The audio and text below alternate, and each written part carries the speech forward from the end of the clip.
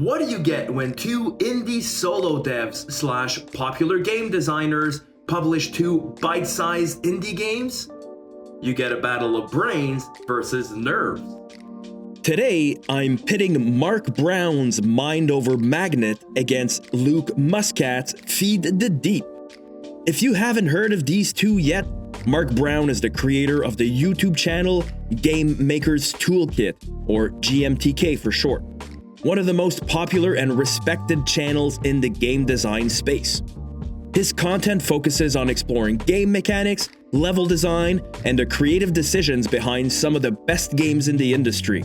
And he's the self-taught indie dev behind the recent puzzle game Mind Over Magnet. And Luke Muscat?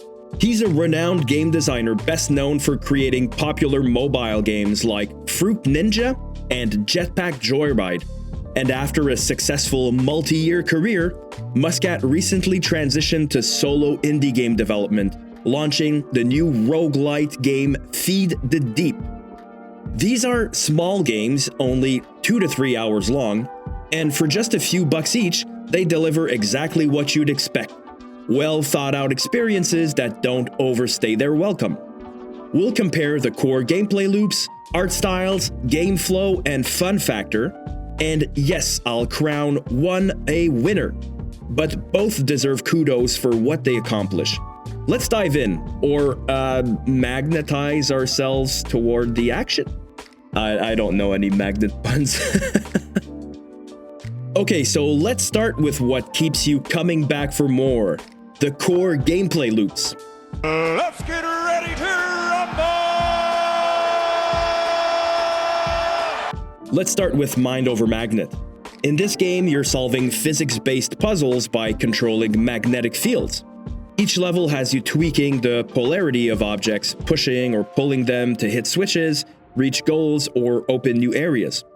It's simple, clean, and incredibly approachable.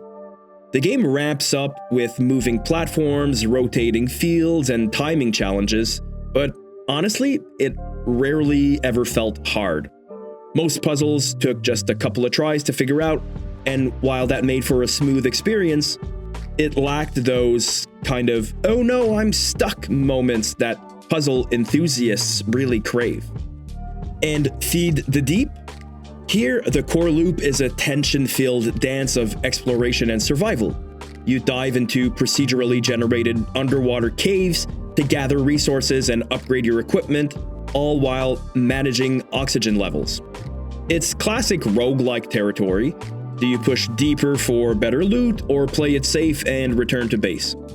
The real beauty lies in the balance. Every decision feels impactful, and even a simple trip to grab an extra power-up carries weight. It's not punishing, but it takes longer to feel confident, which gives the game more staying power. So, which core loop wins? It depends. Do you prefer your gameplay relaxed and cerebral, or tense and strategic? Even though Mark Brown's game has the better hook, the magnets, for me, I give the point to Feed the Deep here, since I found the game to have a bit more content that all kind of fits well together, encouraging replayability.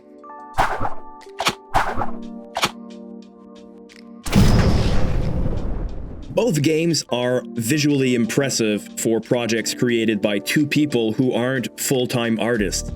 That said, one edges out the other. In Mind Over Magnet, it's got a clean, minimalist art style that prioritizes function over form. The environments are simple but sharp, and every element serves the gameplay. It's not flashy, but it's polished to perfection. And that polish goes a long way in puzzle games where clarity is important. On the other hand, Feed the Deep leans into a darker, more atmospheric vibe with its Lovecraftian underwater world. The shaders look moody and create an eerie environment, which is great for immersion, but the 2D sprites, they're a bit hit or miss. Some creatures look amazing, others come off a little clunky. Still, the ambition is impressive for such a small team. So the art style winner?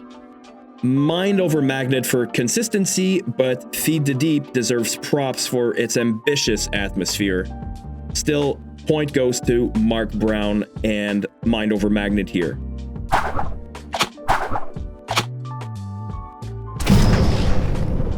Now, let's talk about pacing and flow, how these games guide you from moment to moment. In Mind over Magnet, the pacing is smooth as butter. You move from one puzzle to the next without much downtime, and the gradual difficulty curve makes it easy to lose track of time. The flow is calming and meditative, perfect for short bursts of play or a single relaxing session. It even has a great hint system if you do get stuck somewhere, making it very accessible for everyone. And Feed the Deep trades calm for tension with a steady rhythm of exploration, resource management, and upgrades.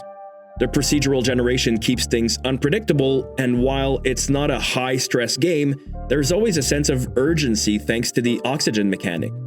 It's a game where you feel equally rewarded for playing it safe or taking risks.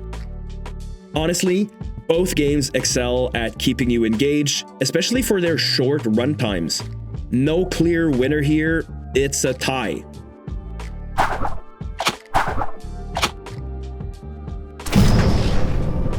Finally, the big one.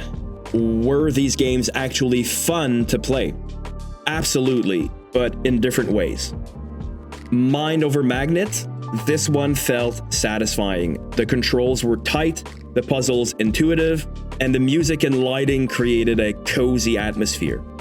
That said, the lack of challenge held it back a little bit.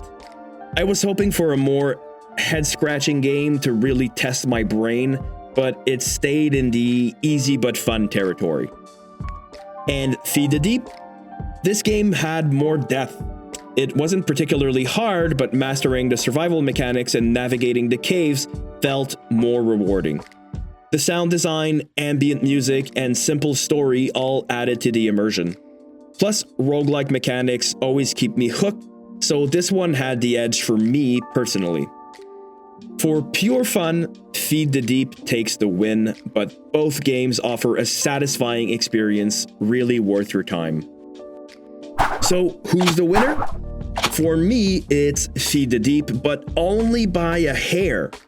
Luke Muscat's survival mechanics and roguelike exploration hit all the right notes for my personal tastes.